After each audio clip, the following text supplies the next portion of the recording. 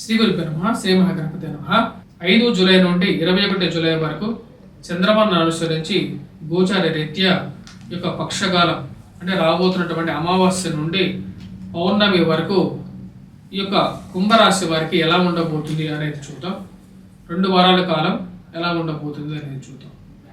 ఇక 15 రోజుల కాలంలో పక్షకాలంలో ముఖ్యంగా మనం గమనించినట్లయితే రవి యొక్క అనుకూలత అనేది వీరికి 16వ తారీఖు నుండి బాగా కలిసి వచ్చే విధంగా ఉంది. జన్మరాశిలో శనిగ్రహ సంచారం, ధనస్థానాల్లో రాహుగ్రహ సంచారం, అష్టమంలో కేతువు ఈ రాశి వారికి. అదేవిధంగా తృతీయంలో కుజగ్రహ సంచారం అనేది జరుగుతున్నది. అది చతుర్థంలోకి మారబోతున్నది. పంచమంలో ఉన్నటువంటి రవి షష్టమంలోకి మారబోతున్నాడు 16వ తారీఖున. గురువు ఈ రాశి వారికి చతుర్థంలో ఉన్నాడు. అదేవిధంగా మిగతా గ్రహాలు బుధుడు, శుక్రుడు వచ్చేటప్పటికి ఈ రాశి వారికి పంచమంలో నుండి షష్టమంలోకి వస్తున్నాడు అనమాట. శుక్రగ్రహ సంచారం జరుగుతున్నది. శుక్రుడు, బుధుడు, లక్ష్మీనారాయణ యోగం షష్టమంలో జరుగుతున్నది రాశి వారికి. ఇటువంటి గ్రహస్థితి రాశి వారికి ఎటువంటి ఫలితాలు ఇస్తుంది అనేది చూద్దాం. ఈ రాశి వారికి జన్మరాశిలోకి శనిగ్రహ సంచారం జరుగుతున్నప్పుడు మానసిక బాధ అనేది ఉంటుంది. ఎందుకంటే ఏలినాటి శనిలో శని జన్మరాశిలో ఉన్నప్పుడు అది ఆ యొక్క బాధ అనేది ఉంటుంది. తృతీయాన్ని మరి అదేవిధంగా రాజ్యస్థానాన్ని ఎప్పుడైతే శని తన యొక్క త్రిపాద దృష్టితో చూసినప్పుడు దాని యొక్క ప్రభావం అనేది ఉద్యోగం మీద కూడా ఉంటుంది అన్నమాట. ఉద్యోగం మీద ఉంటుంది, అదేవిధంగా ధైర్యం మీద కూడా ఉంటుంది. ధైర్యం కోల్పోవటం అనేది కూడా జరుగుతుంటుంది. కొంచెం జాగ్రత్తగా ఉండండి. కొన్నిసార్లు మూర్ఖత్వంగా కూడా బిహేవ్ చేయడం జరుగుతుంటుంది. అది మీకే చెడు చేసే విధంగా ఉంటుంది. ఈ రాశి వారికి వచ్చేటప్పటికి గురువు యొక్క అనుకూలత అనేది ఈ రాశి వారికి అంత అనుకూలంగా లేదు. చతుర్థంలో ఉన్నటువంటి గురువు కొంచెం ప్రతిబంధకంగా ఉంటాడు. కాకపోతే శని తన స్వగృహాన్ని నాశనం చేసుకోడు కాబట్టి జన్మరాశిలో ఉన్నప్పుడు మరీ అంత ప్రభావాన్ని చూపించదు. కాకపోతే మానసిక చింత అనేది వెంటాడుతూ ఉంటుంది. ఏ ప్రాబ్లం లేకపోయినా సరే ఏదో ఒక మానసిక బాధ అనేది వెంటాడుతుంది. అది శని యొక్క ప్రభావం అన్నమాట. జన్మ రాశిలో శని సంచారం జరుగుతున్నప్పుడు మీరు ఖాళీగా 10 నిమిషాలు కూర్చున్నా సరే అది మీకు ఏదో ఒక రకమైనటువంటి మానసిక చింతని కలిగిస్తూ ఉంటుంది. దీనికి పరిహారంగానే చెప్పడం జరిగింది. గత వీడియోలో కూడా శని యొక్క మార్పు వక్ర దృష్టిలో కూడా నేను కరెక్ట్గా చెప్పాను అనమాట. శని వక్రత్వం జరిగినప్పుడు ఎటువంటి ఫలితాన్ని ఇస్తాడు అనేది నేను క్లియర్గా ఎక్స్ప్లెయిన్ చేయడం జరిగింది. ధనస్థానాల్లో ఉన్నటువంటి రాహు, అష్టమంలో ఉన్నటువంటి కేతువు జీవిత భాగస్వామి ఆరోగ్య సంబంధితమైన విషయాల్ని, అధికమైనటువంటి ఖర్చుని, గృహంలో ఏదో ఒక ఇదిని కలిగిస్తూ ఉంటాడు. రాశి వారికి వచ్చినప్పటికీ గురువు అంత అనుకూలమైనటువంటి ఫలితాలు ఇవ్వట్లేదు. కానీ ఈ రాశి వారికి తృతీయంలో ఉన్నటువంటి కుజుడు యోగ్యకారకుడు అన్నమాట. రాబోతున్నటువంటి పరిస్థితి 12వ తారీఖు వరకు తృతీయంలో ఉన్నటువంటి కుజుడు యోగ్యకారకుడు. కానీ చతుర్థంలోకి 12వ తారీఖున ఎప్పుడైతే గురువుతో కలుస్తున్నాడు కుజుడికి గురువుకి వచ్చేటప్పటికి మిత్రత్వమే ఉంది. కాకపోతే కుజుడు ప్రతికూలమైనటువంటి ఫలితాలు చతుర్థంలో ఎక్కువగా ఇస్తూ ఉంటాడు. శని అర్ధాష్టమ శని ఎటువంటి ప్రభావం ఇస్తాడో అటువంటి ఫలితాన్ని కుజుడు చతుర్థంలో ఉన్నప్పుడు ధనక్షయకారకుడిగా మారుతాడు. డబ్బును సమయానికి ఉంచకుండా ఏదో విధంగా ఖర్చు అయ్యే విధంగా చేస్తూ ఉంటాడు. కాబట్టి జాగ్రత్తలు తీసుకోండి.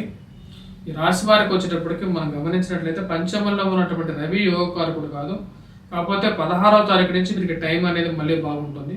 కాకపోతే 12 నుంచి 16వ తారీఖు మధ్యలో ఉన్నటువంటి 4 రోజులు చాలా చాలా ముఖ్యం. ఆ టైంలో అధికమైనటువంటి ఇన్వెస్ట్మెంట్స్ అనేది చేయదు. ఈ 4 రోజులు జాగ్రత్తగా ఉండండి. ఎందుకంటే ఏదైనా ఒక ప్లానెట్ అయినా సరే గోచారంలో బాగున్నప్పుడు ఆ యొక్క గోచార రీత్యా అది యోగ్యాన్ని ఇస్తుంది. ఇప్పుడు ఈ రాశి వారికి 12వ తారీఖు వరకు కుజుడు యోగ్యకారకుడు, 16వ తారీఖు నుంచి రవి మంచి స్థానంలోకి వెళ్తున్నాడు. కాబట్టి ఆ టైంలో కొంచెం జాగ్రత్తగా ఉండండి. శుక్రుడు, బుధుడు కలిసి వీరికి షష్టమంలో అనుకూలమైనటువంటి స్థానంలో ఉన్నాడు. డబ్బు సమయానికి ఏదో విధంగా వచ్చి చేరుతుంటుందనే నమ్మకాన్ని ఇవ్వగలుగుతాడు అనమాట. బుధుడు, శుక్రుడు షష్టమంలో సంచారం చేస్తున్నాడు.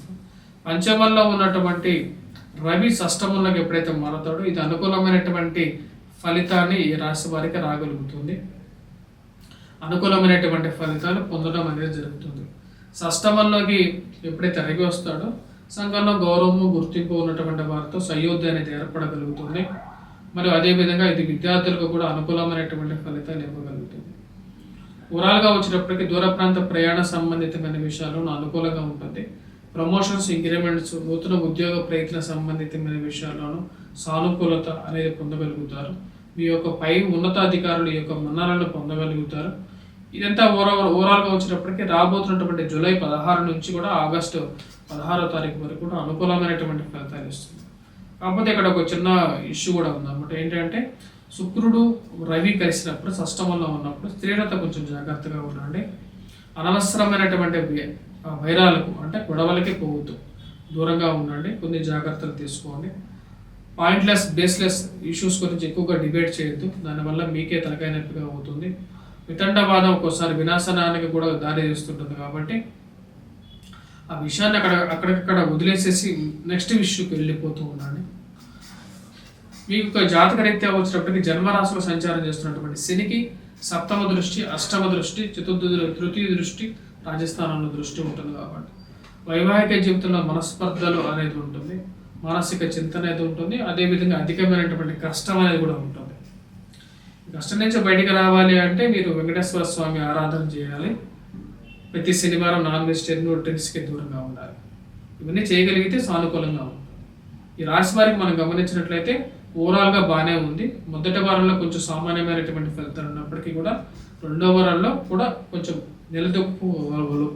నిలదొక్కుంటారు. దానికి ముఖ్య కారణం ఇలా చెప్పినట్టుగా ఆ 4 రోజులు కొంచెం జాగ్రత్తగా ఉండగలిగితే, 12 నుంచి 16 వరకు కొద్దిగా 4 రోజులు జాగ్రత్తగా ఉండగలిగితే, తృతీయంలో ఉన్నటువంటి కుజుడు, షష్టమంలోకి రాబోతున్నటువంటి రవి ఇద్దరు యోగకారకులు అనమాట. తద్వారా వచ్చేటప్పటికి వీరికి అనుకూలమైనటువంటి ఫలితాలుగానే గోచరిస్తాయి. దాని తర్వాత ఈ రాశిలో ఉన్నటువంటి వారు ముఖ్యంగా విద్యార్థులు ఎటువంటి ఫలితాలు చేసుకోవాలి, ఎటువంటి పరిస్థితి ఉంది అనేది చూద్దాం. విద్యార్థులకు వచ్చేటప్పటికి అనుకూలమైనటువంటి కాలంగానే చెప్పవచ్చు. కానీ గురుగ్రహ అనుకూలత అనేది తక్కువగా ఉంది రాశి వారికి. ఇరుగు పొరుగు సఖ్యత విషయంలో జాగ్రత్తగా ఉండాలి. కుటుంబంలో అన్యోన్యత అనేది పెంపొందించుకోవాలి. అందరూ కలిసి ఒకటే మాట మీద ఉండేటట్టుగా చేసుకోవాలి. ఒక్కొక్కరు ఒక మాటలో ఇంట్లో ఉన్నటువంటి వారు అలా ఉండకుండా అందరూ కలిసి ఒకటే మాట మీద ఉండేటట్టుగా ఉండండి. ఈ రాశిలో ఉన్నటువంటి విద్యార్థులకి మిశ్రమమైనటువంటి ఫలితాలుగా ఉన్నప్పటికీ కూడా రవి యొక్క అనుకూలత అనేది కలిసి వస్తుంది. పోటీ పరీక్షల కోసం గ్రూప్స్, ప్రిలిమ్స్ ప్రిపేర్ అవుతున్నటువంటి వారికి సానుకూలమైనటువంటి ఫలితాలు రాబోతున్నటువంటి 16వ తారీఖు నుంచి ఒక 4 రోజుల పాటు పొందడం అనేది జరుగుతుంది. ఈ రాశిలో ఉన్నటువంటి విద్యార్థులు గురుగ్రహ అనుకూలతను పెంపొందించుకోవడం కోసం ముఖ్యంగా గురుగ్రహ మంత్ర జపం చేసుకోవటం, దత్తాత్రేయ స్వామి ఆరాధన చేసుకున్నట్లయితే సానుకూలమైనటువంటి ఫలితాలు పొందడం అనేది జరుగుతుంది. ఈ రాశిలో ఉన్నటువంటి వారు ఎటువంటి పరిహారాలు చేసుకోవాలి అనేది చూద్దాం. గురుగ్రహ మంత్ర జపం, దత్తాత్రేయ స్వామి ఆరాధనతో పాటు రాహుగ్రహ మంత్ర జపం, దుర్గాదేవిని పూజించడం, కేతుగ్రహ మంత్ర జపం కూడా చేసుకోవాలి. వినాయకుడిని కూడా పూజించాలి. సెల్ఫ్ డ్రైవింగ్ చేసేటువంటి వారు ముఖ్యంగా వారు పూజించాల్సినది వినాయకుడిని. ఓం గం గణపతియే నమః అనే మంత్రాన్ని పఠించి సెల్ఫ్ డ్రైవింగ్లో వెళ్ళినట్లయితే సానుకూలమైనటువంటి ఫలితాలు పొందగలుగుతారు. రాశిలో ఉన్నటువంటి రాజకీయ నాయకులు సానుకూలమైనటువంటి ఫలితాల కోసం సూర్యారాధన చేయాలి. సూర్యుని ఎక్కువగా పూజించాలి. అర్ఘ్యాన్ని సమర్పించాలి. సూర్య నమస్కారాలు చేయాలి. స్వస్తి.